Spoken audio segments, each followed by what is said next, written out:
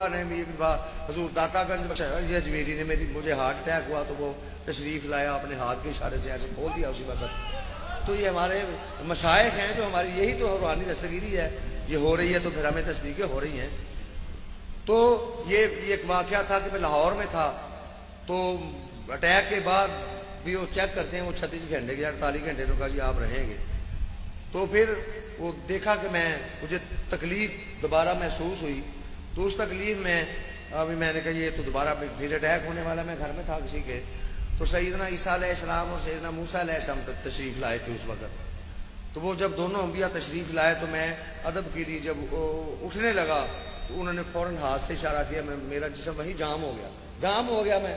اٹھ ہی نہیں صحیح نہیں سکا۔ تو جب انہوں نے حضرت موسیٰ کلیم اللہ نے میری طرف اشارہ کیا تو میرا پورا وجود روشن ہو گیا، اور سیدنا عیسیٰ روح اللہ کو انہوں نے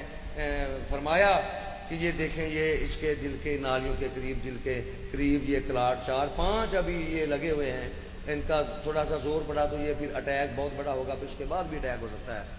تو حضرت سیدنا عیسیٰ روح اللہ نے 3 پھونکیں ماری، تو پہلا کلاٹ جو بڑا تھا وہ اسی وقت خون میں شامل ہو کے ختم ہو گیا، پھر دوسرے کلاٹ پانی پہ 3 پھونکیں ماری، اور مجھے میری ایک دم ایسے میری صحت ٹھیک ہو گئی اور وہ خون میں رواں ہو گئے۔ تو انہوں نے کہا کوئی بات نہیں، ہم فرمایا کہ